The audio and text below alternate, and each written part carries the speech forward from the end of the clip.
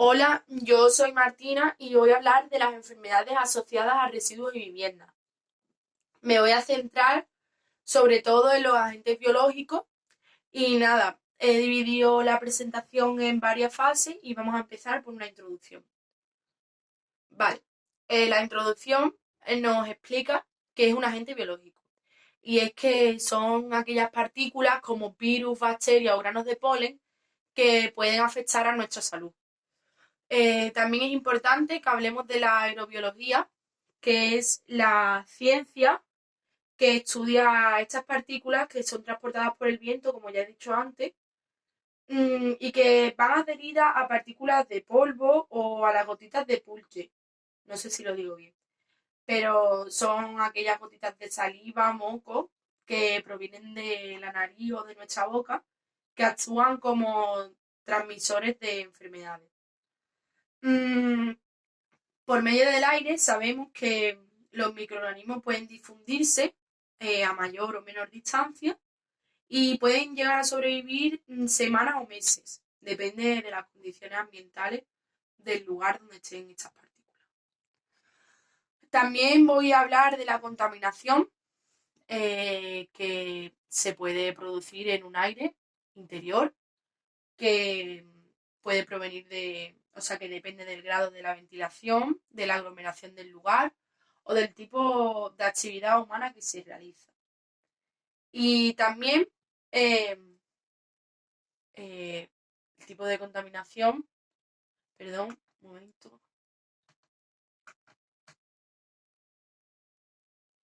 del aire exterior, que es el que se refiere a la atmósfera.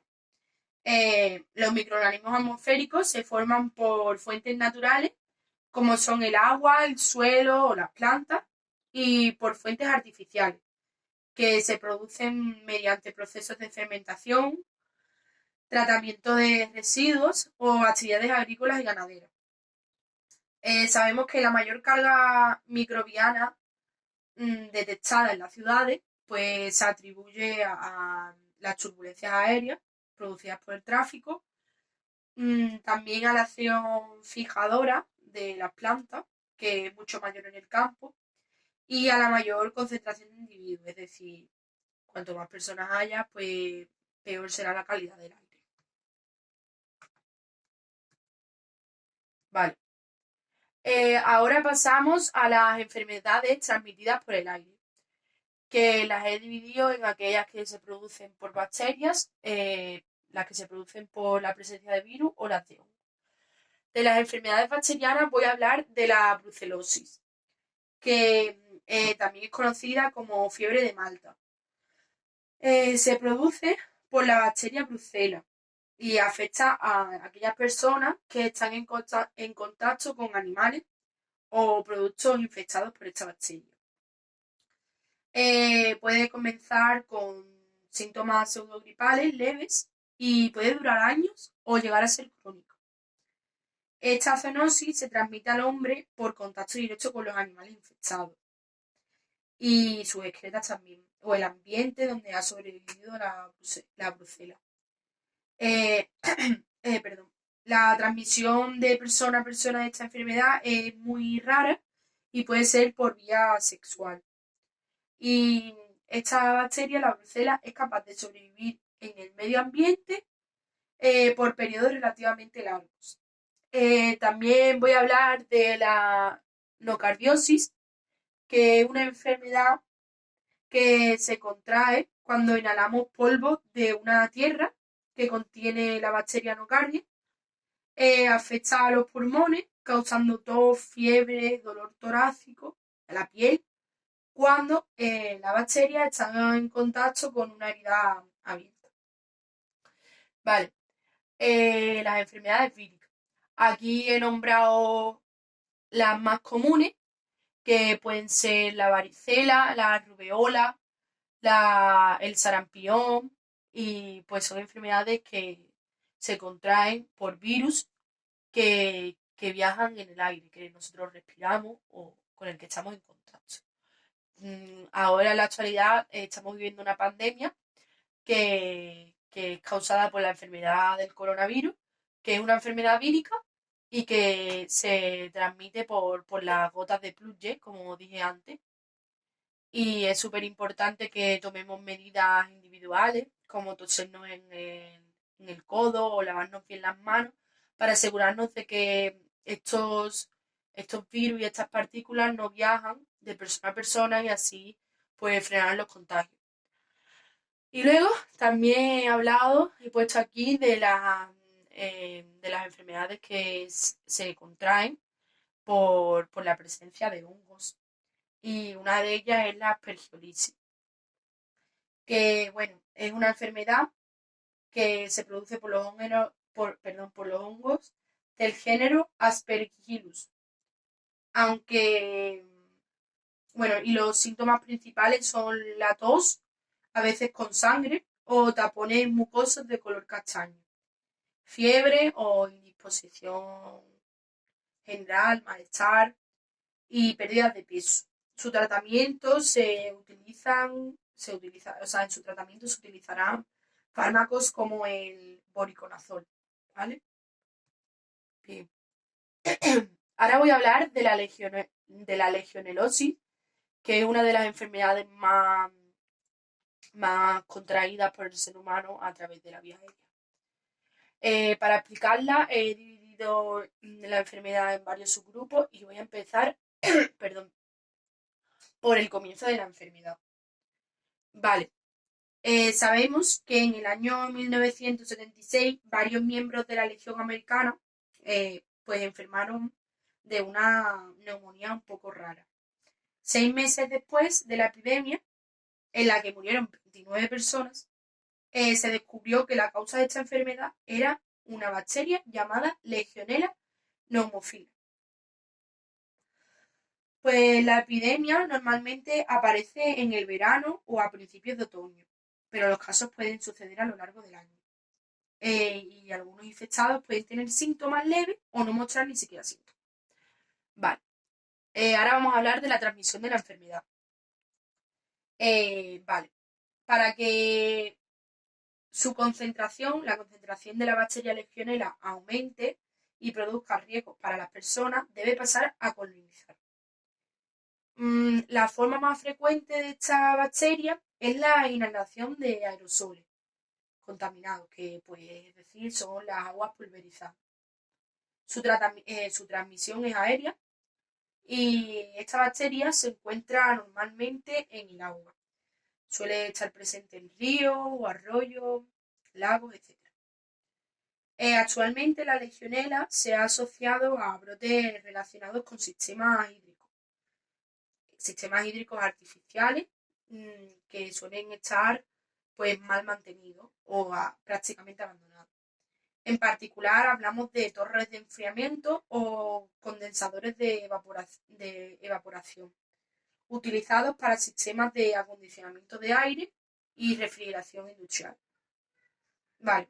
El caso de sujetos vulnerables de esta enfermedad es poco elevado y la probabilidad de enfermar depende de las características de la persona. Hay factores importantes que son, por ejemplo, la edad o las afecciones persistentes y de la virulencia de la cepa particular de Legionella que se trate. La mayoría de las infecciones no causan enfermedad. Y bueno, aquí he puesto una foto que es bastante interesante porque explica muy bien la manera de atacar de la legionela. Sabemos que penetra en la red de distribución de agua, normalmente en aquellas que no se han tratado y no tienen un mantenimiento periódico. Allí la bacteria se alimenta de las biocapas que aparecen en el agua estancada y tiene mucha probabilidad de sobrevivir la bacteria en el agua si la temperatura es alta, que se encuentra entre los 35 o 37 grados, y si el agua obviamente está en mal estado. Sabemos que avanza hasta las torres de refrigeración, por ejemplo, a los aires acondicionados, y las personas eh, nos contagiamos al inhalar las gotas de agua suspendidas en el aire que contiene la bacteria. Y es interesante saber que no se contagia de persona a persona, ni al beber agua, ni a través de los alimentos, ¿vale? Bien. Ahora voy a hablar de los factores favorecedores de la multiplicación de la legionela. Uno de los principales es la alta temperatura, es un factor principal de la aparición de la enfermedad, que aparece especialmente en los meses estivales. También es un factor importante la suciedad, que puede propiciar la presencia de otros microorganismos, como bacterias o protozoos, favorecedores pues de la multiplicación de la legionela y de sus nutrientes apropiados. Y por último, la corrosión e incrustaciones, que debido a un mantenimiento incorrecto de la instalación, contribuyen a la multiplicación de la bacteria a través del aporte de nutrientes, como hierro, fosfato, etc. Y también favorecen al acontaramiento de la bacteria, con lo que se disminuye la eficacia de las tareas de limpieza y desinfección. Ralentiza ese proceso. Vale, ahora voy a hablar de los síntomas principales. Para empezar, sabemos que esta enfermedad tiene dos formas de aparecer. Tiene una forma no neumónica, que se denomina la fiebre de Pontiac, y una forma neumónica, que es la enfermedad de los legionarios.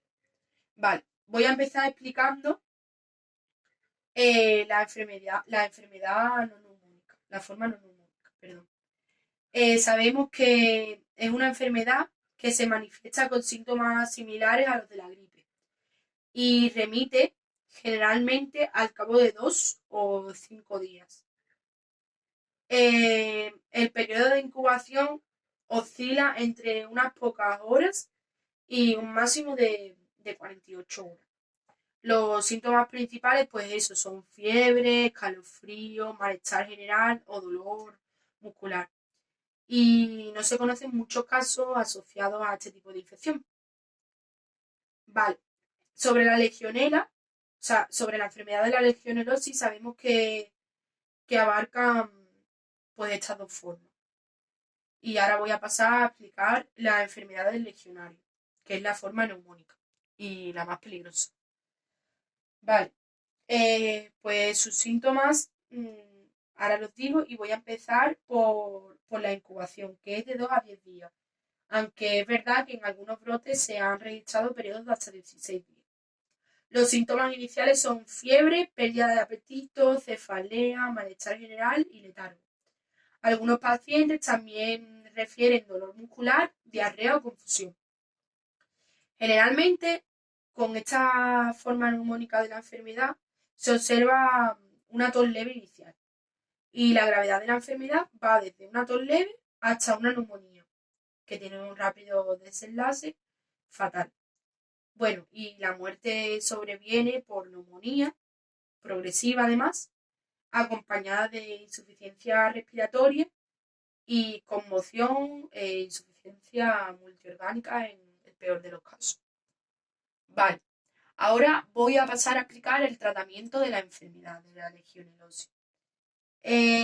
Actualmente no hemos encontrado todavía ninguna vacuna disponible y bueno, para la forma no neumónica la infección es autolimitada y no necesita intervención médica, ni siquiera antibióticos, pero sin embargo para la enfermedad del legionario sí que se, se implanta un tratamiento inmediato de antibióticos una vez que se ha establecido el diagnóstico de la enfermedad, ¿vale? Vale. Y como conclusión, os digo que la amenaza que la legionelosis supone para la salud pública puede ser controlada. Depende directamente de las autoridades responsables de los sistemas de abastecimiento de agua, mediante la aplicación de planes de garantía de la solubilidad del agua y de medidas de control pues, que minimicen la proliferación de la legionela y la difusión de aerosoles.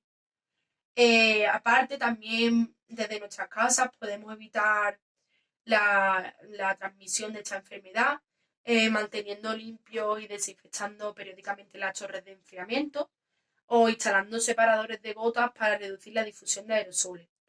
Y también mantener limpios los sistemas de agua fría y caliente. También es muy importante que aireemos pues la zona de espacios cerrados donde pasemos mucho tiempo. Es importante que entre aire limpio y que salga pues el aire que ya está bastante cargado, y eso, que tengamos cuidado con nuestros aires acondicionados o los aparatos que se encargan de enfriar o calentar agua. Vale. Y para terminar, he hecho una conclusión y en esta pues vuelvo a destacar la importancia de la ventilación de los espacios cerrados y su mantenimiento limpio, sobre todo en la vivienda, las residencias de ancianos o en el lugar de trabajo, que en son los lugares en los que pasamos la mayoría de nuestro tiempo. Y además, también muy importante la calidad del aire, ya que pues eso, sabemos que son transmisión de muchísimas enfermedades. O sea, que el aire es una vía de transmisión de muchísimas enfermedades. Eh, Vuelvo a destacar que en la actualidad estamos viviendo la pandemia por coronavirus, que es una enfermedad vírica que, pues eso, que se transmite principalmente a través de las gotas de pulmonía.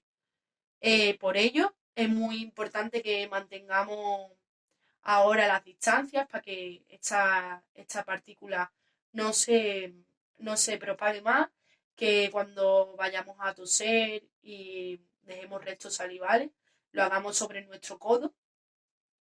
Tenemos que mantenernos siempre con las manos lavadas para que no sobrevivan nuestras manos, con jabón siempre.